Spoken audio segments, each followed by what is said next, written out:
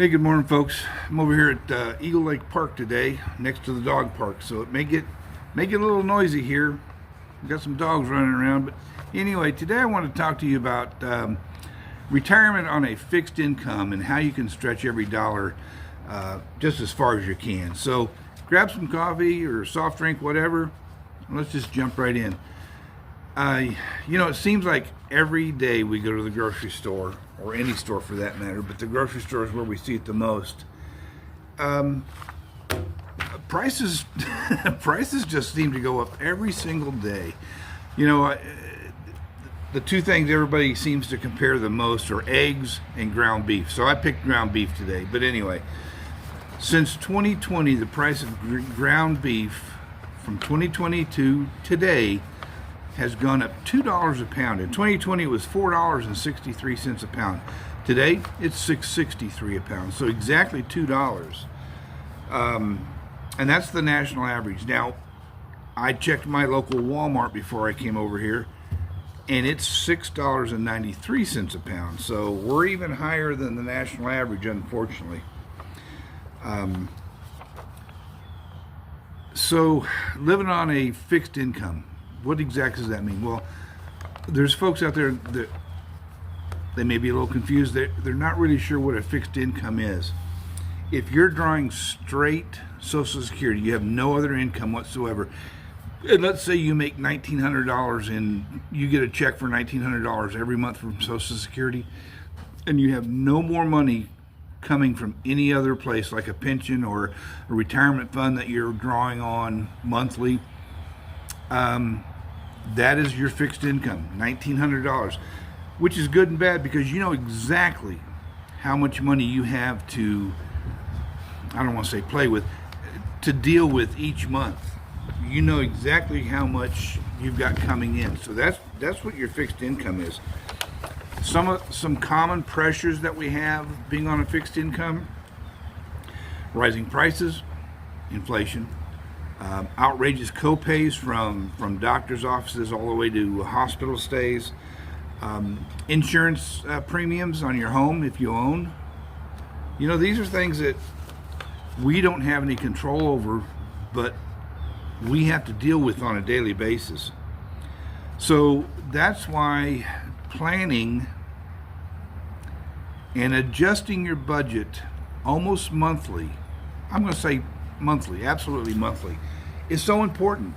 I look at my budget, my monthly budget, at the end of each month, when everything I have coming in has come in, everything I've got going out has gone out, and what I've got left over, if anything, I can now look at that budget and say, okay, where can I cut back? What's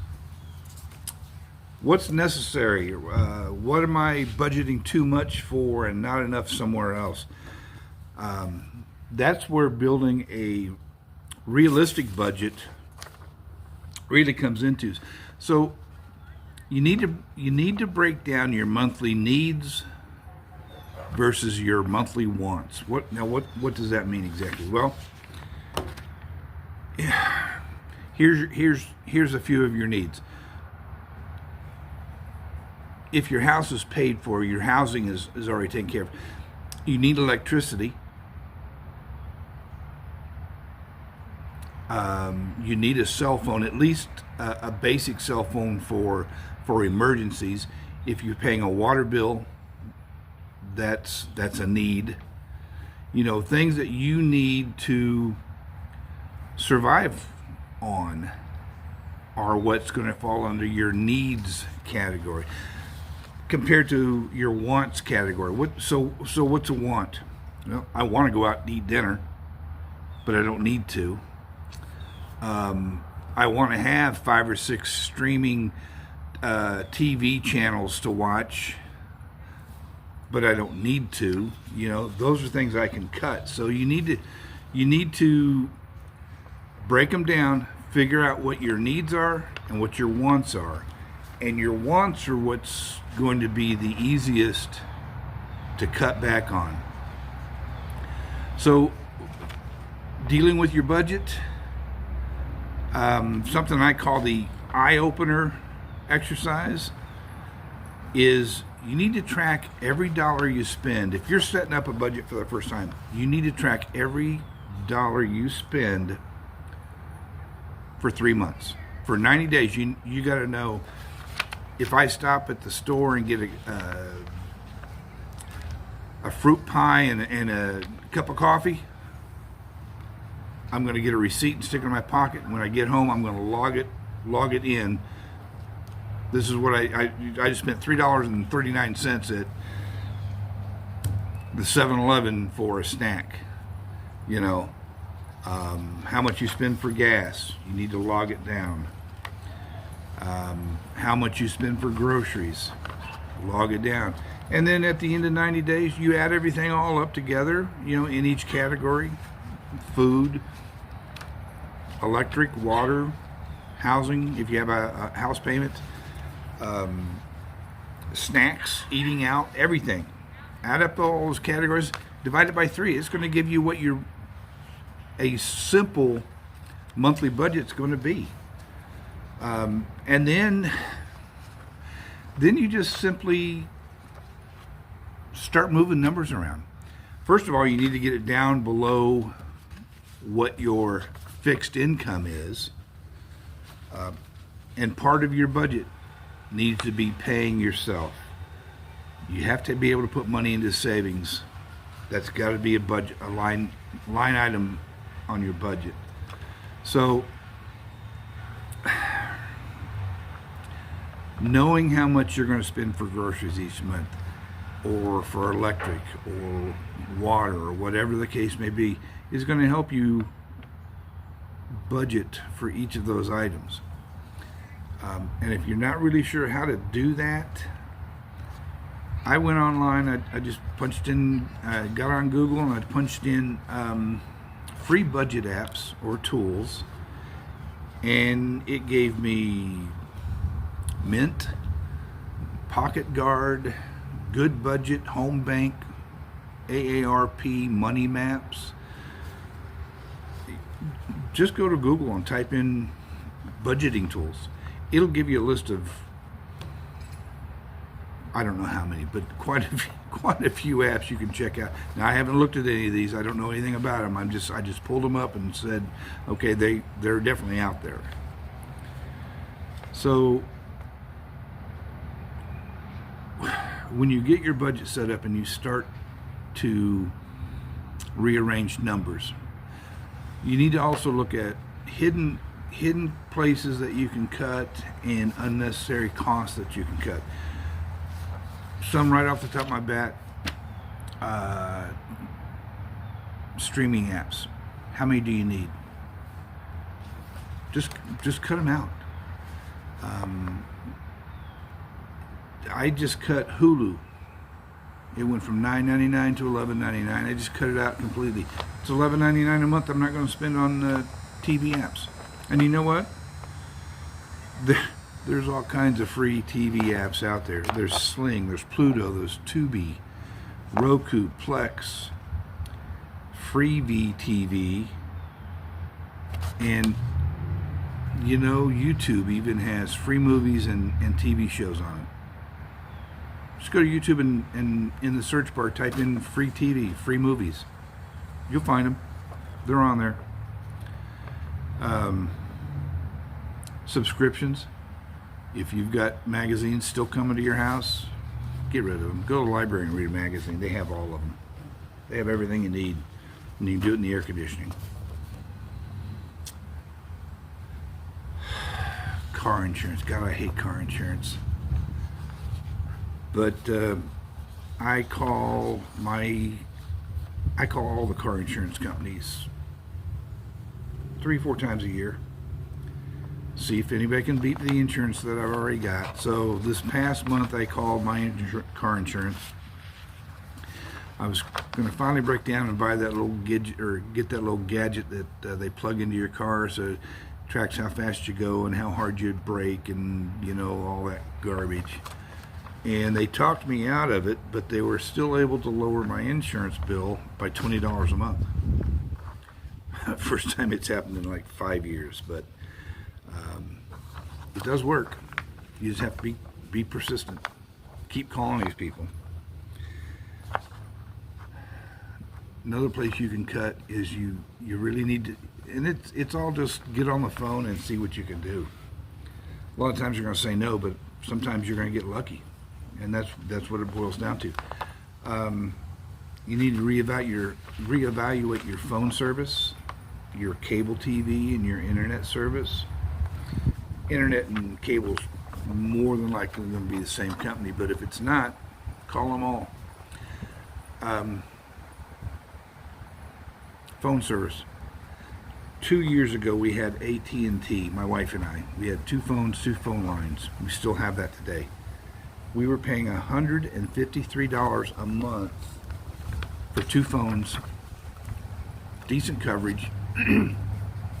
It did everything we wanted it to do. So last year, when our contract was up, I called around. One of the places I called was Spectrum,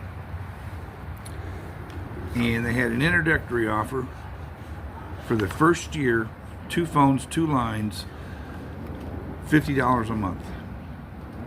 I said, okay, well, what's it go to the second year? He said $80, and it never goes beyond that. If it goes beyond $80 a month, you're free to cancel at any time. So guess what? We switched. We went from AT&T paying $153 a month to Spectrum paying $50 a month for 1 year. Now we're in the second year, we're paying $80 a month. With tax, it's like $88 a month, but you know, Uncle Sam's going to get his share one way or another. Folks, here's the biggest killer to any budget. Credit card balances. If you're carrying credit card balances, pay them off. Please pay them off as quick as you possibly can, and then cut them up or stick them in a drawer and only use them when you absolutely have to. Another way we save money on our budget when we go to the grocery store, if you're not meal planning and you go to the grocery store and you're just throwing stuff in your shopping cart and you get home and you're hoping you can put something together for dinner, you're just wasting your time and your money. My wife and I, we sit down and we make out a 2-week menu, what we're going to eat for 2 weeks. And then we go through our pantry and our freezer and our refrigerator and we see what we already have to make these 14 meals. Then we make out a shopping list, and then we go to the grocery store and we buy what we have on that shopping list. We don't get caught up in all these super buys and I can't think of what they're called now.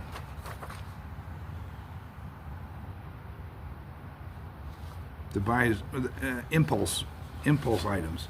We stay away from those things as much as possible. Now, if I want a bag of chips, we put it on the grocery list and we go from there. But you need to make a meal plan, then make your shopping list off of that meal plan and go to the store and only get what is on your list. Another way we save, if we don't have to buy brand names, we don't.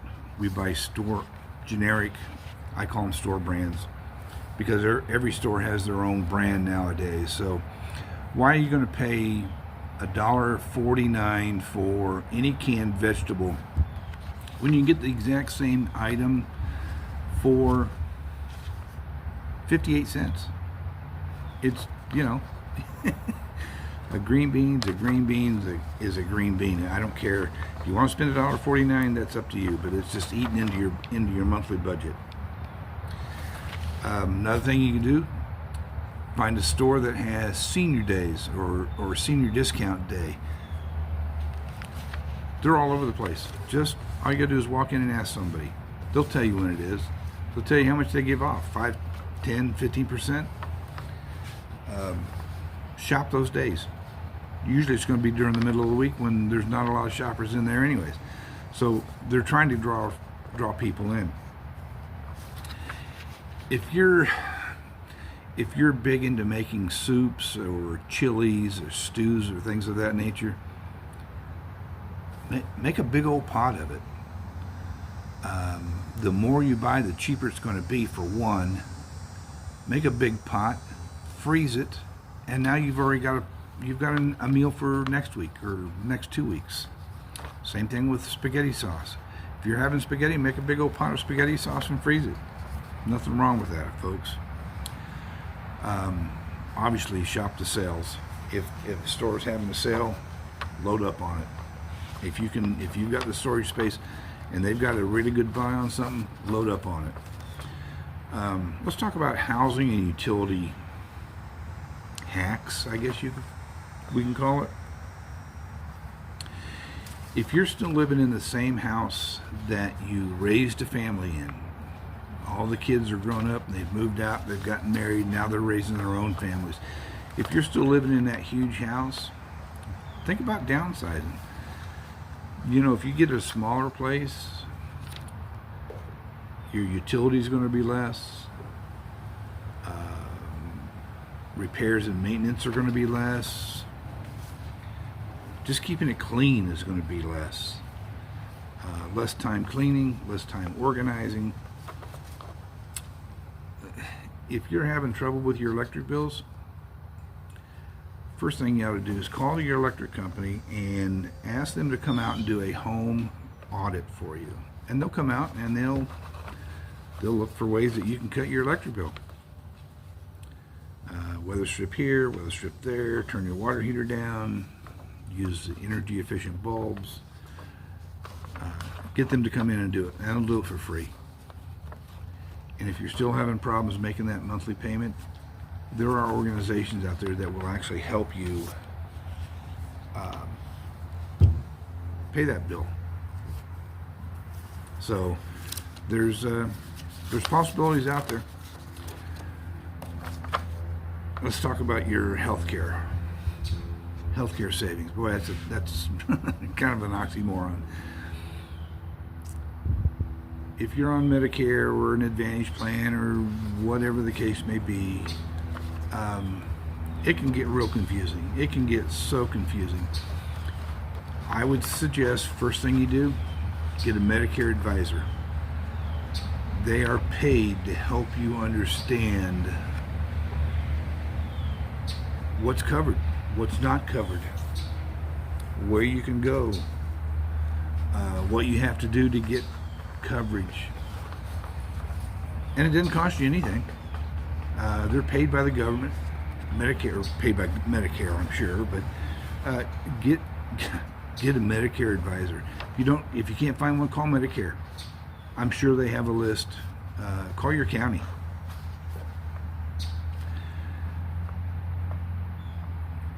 If you're going to the doctor and they're prescribing meds to you, tell the doctor I want generic. Generic are always going to be less expensive than name brands. So definitely tell your doctor, tell your pharmacist, I want generics whenever possible.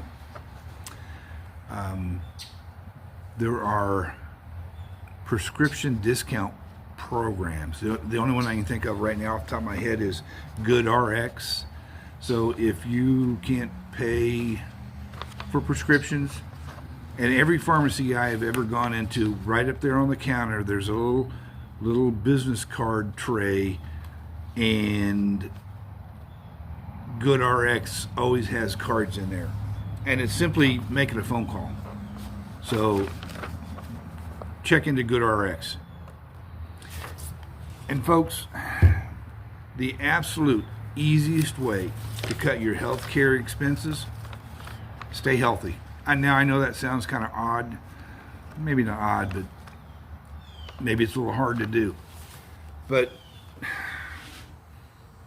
if you get out and walk 3 times a week, if you eat a balanced meal, nutritious balanced meal, if you just watch what you eat, stay off the ice cream and the cookies, my downfall. If you just take better care of yourself, your health care costs are going to go down. There's just no way around it. The better health you have, the less health care expenses you're going to have to budget for. I'm not saying don't budget for health care at all, but if you don't spend that money each month, put it in your savings account. Try to stay as healthy as you possibly can is the bottom line. That's going to help you. That's going to help your health care expenses immensely.